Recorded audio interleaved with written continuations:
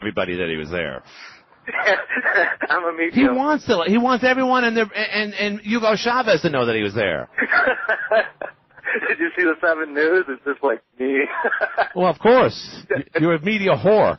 Jeff Smith sticking his nose. Right. Oh, really? Yeah, well, he's itching it, but it's just like, oh. They had the whole meeting to shoot, and they used... You got it. Well, you know that was an ulterior motive over there, Channel 7. Oh, that was, because yeah, it's quite obvious they just showed that, so... They're like a scene out of Caddyshack. It's at $5, he'll scratch his nose. Go ahead. The law, I guess, they started in December with the planning board and all this, so it's not something that was just, like, this week, you know, or the week that it happened. Okay. Yeah, but middle class wouldn't want to answer the question because he was definitely going to make a big deal about the Newtown thing. I wasn't going to hear it. The point is, how did this go through so quickly? And you're not the right person to ask, but what are your thoughts? Why did this council mandate this so quickly, and they'll let something about a noise ordinance on Arsenal Street kind of go by the wayside? It was because of the name on the top of the list. Oh, I don't want to hear that. Come on. First of all, this town isn't as Italian as it used to be. Has anyone gone to the Bravo Fest in the last 2 years? I brought in 700 people signed petitions and thrown in the trash, you know, 80 people, you know, let's pass a law that we can't enforce. Well, I agree with that, but my question is, I heard there was a petition of 80 signatures. The story itself came up like a couple of weeks before. Then they're mandating it, so quickly. That's my big question to Jeff Smith when he gets here tomorrow. We'd have to ask them because I think it's all ridiculous. But when they were explaining it, they said, well, this was an outdated law because of the World War II. They wanted veterans to have a place to live. Well, what about Iraq and Afghani veterans? And our prices of rent around here are crazy. That's the stupidest excuse for passing or updating a law that I've ever heard. It's interesting because a lot of the comments actually go in that direction, and a lot of them are negative, as I said earlier. Someone who says she's not going to go shopping in Target because it's in Watertown, New York, is a complete idiot. But when the guy that said he was embarrassed to have gone to Watertown High School now, I was like, what does that have to do with... Yeah, no, jump off a bridge. If you feel that way, jump off a bridge. What can I tell you? Well, my friend, you're a complete moron for writing that. And many people react with a knee-jerk reaction like that. But I can't stand outsiders as this is par for the course for a little town north of Syracuse, and they put us down, just like so many people do. I'll never forget, I did the camera work for Steve Weed about 15, 16 years ago at the State Office Building. And, of course, as you know, the Miss New York State, used to be here. And that was a big thing for Watertown. And from what I understand, ever since it's left, the production doesn't get as much attention. No one knows where it even is.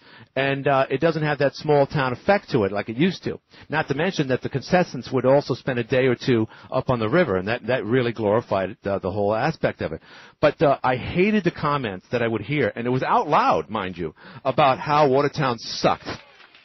Right. And you'd hear it from the western people, people from Rochester, from Buffalo. It's like, look, just because you're a bigger town, and these are the same towns that get ridiculed from other bigger towns, like Boston, New York, Chicago.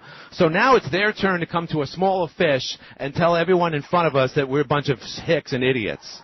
I hate that. I detest that. I can't stand that. If you're going to pull that malarkey, you might as well just, keep your thoughts to yourselves. This is just a mandate. I don't know why they did it so quickly, but this is not a reflection on each and every one of us that lives here. That's all I can tell you. But to go ahead and go out on a limb and say Watertown is the crack capital of the world, they're all a bunch of drunks, including the councilwoman, I'm tired of it. I'm so tired of it.